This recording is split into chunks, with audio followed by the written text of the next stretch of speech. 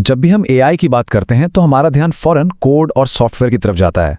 लेकिन सच तो यह है कि इसके पीछे एक बहुत बड़ा और सच पूछे तो काफ़ी पेचीदा हार्डवेयर का निज़ाम है।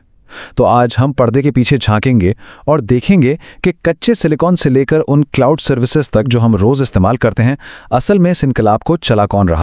तो सवाल यह है कि एआई इनकलाब को असल में कौन ताकत दे रहा है। हो सकता है जहन में कुछ मशहूर नाम आ रहे हों, लेकिन हकीकत एक ऐसी आलमी सप्लाई चेन में छुपी है जिसके कुछ खिलाड़ियों का नाम शायद किसी ने सुना भी ना हो।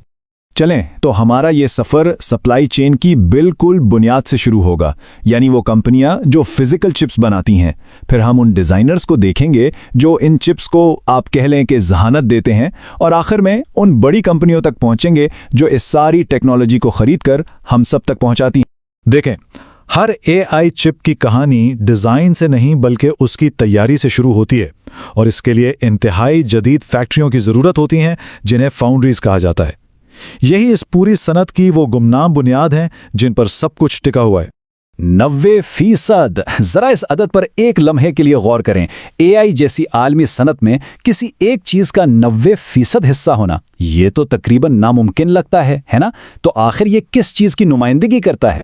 जी हाँ, दुनिया की सबसे एडवांस्ड सेमीकंडक्टर चिप्स का 90% हिस्सा सिर्फ और सिर्फ एक कंपनी बनाती है।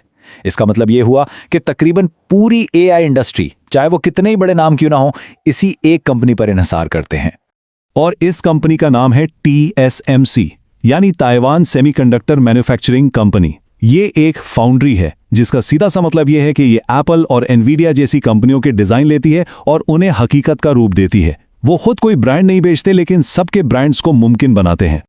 अच्छा, तो जब TSMC जैसी फाउंड्रीज बुनियाद फराहम कर देती हैं, तो असल जादू उन कंपनियों के हाथ में होता है जो इन चिप्स का दिमाग डिजाइन करती हैं, और यही वो नाम है जिन्हें हम सब अच्छी तरह जानते हैं। ये सिर्फ चिप्स नहीं है, ये आज का डिजिटल सोना है। इनकी इतनी ज्यादा मांग इसलिए है क्योंकि GPUs यानी ग्राफिक्स प्रोसेसिंग यूनिट्स एक साथ हजारों कैलकुलेशंस कर सकते हैं, और ये वो सलाहियत है जो AI मॉडल्स को ट्रेन करने के लिए बिल्कुल जरूरी है। इस मार्केट का एक ही बादशाह है, एनवीडिया। वो 80% से भी ज्यादा मार्केट शेयर के साथ सबसे आगे हैं, और उनकी कामयाबी की एक बहुत बड़ी वजह है उनका कूड़ा सॉफ्टवेयर प्लेटफॉर्म, जिसने AI डेवलपर्स के लिए उनकी चिप्स का इस्तेमाल बेहद आसान बना दिया है। AMD एक मजबूत मुद्दे मुकाबिल जरूर है, लेकिन सच कहें तो अभी बहुत पीछे है। तो खुलासा यह है कि जब AI हार्डवेयर की बात आती है तो एनवीडिया इस दौड़ में सबसे आगे है। AMD उन्हें चैलेंज करने की पूरी कोशिश कर रहा है, लेकिन एनवीडिया की बढ़तरी सिर्फ हार्डवेयर में नहीं बल्कि उसके सॉफ्टवेयर इकोसिस्टम में भी है।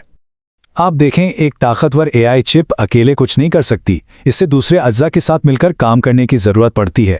हजारों चिप्स को आपस में जोड़ने के लिए तेज रफ्तार नेटवर्किंग और डेटा को फौरन प्रोसेस करने के लिए मेमोरी की जरूरत होती है। इसको ना इंसानी दिमाग की तरह समझें। नेटवर्किंग वो आसाबी निज़ाम है जो हजारों चिप्स को एक साथ बात करने देता है, और मेमोरी इसकी कलील मुद्दती याददाश्त है जो हिसाब किताब के लिए ज़रूरी डेटा को फौरन मुहैया करती है। इन दोनों के बगैर सिस्टम काम ही नहीं कर सकता। और इस सपोर्ट सिस्टम में भी अपने अपने बादशाह हैं। ब्रॉडकॉम डेटा सेंटर्स के अंदर तेज रफ्तार कनेक्शंस के लिए ज़रूरी नेटवर्किंग चिप्स बनाने में महारत रखता है, और जब मेमोरी की बात आती है तो सैमसंग हाई परफॉर्मेंस रैम और फ्लैश स्टोरेज में एक आलमी लीडर है। तो ठीक है, ये सारा हार्डवेयर बन गया, चिप्स, नेटवर्किंग, मेमोरी, सब कुछ, लेकिन इन्हें खरीदता कौन है? कहानी का अगला हिस्सा उन बड़ी कंपनियों के बारे में है जो इस हार्डवेयर को खरीदकर वो क्लाउड सर्विसेज बनाती हैं जिन पर हमारी डिजिटल जिंदगी निसार करती है। क्लाउड मार्केट पर दो नामों का गलबा है, Amazon की AWS और Microsoft Azure। ये दोनों मिलकर मार्केट का आधे से ज्यादा हिस्सा कंट्रोल करते हैं। इसका सीधा मतलब यह है कि वो एनवीडिया, TSMC और दूसरे सप्लायर से हार्डवेयर के सबसे बड़े खरीदार हैं। यहाँ हर एक का अपना अलग किरदार है। Amazon क्लाउड कंप्यूटिंग की जगह बेचने में सबसे आगे है। Microsoft अपनी AI सर्विसेज को बढ़ाने के लिए सबसे ज्यादा सरमायाकारी कर रहा है, और Equinix वो कंपनी है जो इन सब के लिए फिजिकल डेटा सेंटर्स की इमारतें फराहम करती हैं। तो ये है पूरी सप्लाई चेन का नक्शा। TSMC बुनियाद बनाती है, एनवीडिया दिमाग डिजाइन करती है, सैमसंग जैसे सप्लायर सपोर्ट करते हैं, और अमेज़ॉन और माइक्रोसॉफ्ट जैसे क्लाउड जायंट्स इस सब को इकट्ठा करके हम तक पहुंचाते हैं। ये एक बहुत ही नाजुक और बाहम मुनहसिर इकोसिस्टम है। लेकिन इस मुस्तहकम निज़ाम में अब दरारें पड़ने लगी हैं। एक नया ट्रेंड उभर रहा है जो इस पूरी सप्लाई चेन की ताकत की मसावात को बदल कर रख सकता है। और वो रुझान ये है, सबसे बड़े ग्राहक अब खुद डिजाइनर बन रहे हैं। क्लाउड कंपनियां अब सिर्फ एनवीडिया से चिप्स खरीदना नहीं चाहती, वो अपनी खुद की चिप्स बनाना चाहती हैं। इसकी बेहतरीन मिसालें हैं गूगल की TPU और Amazon की ट्रेनियम चिप्स।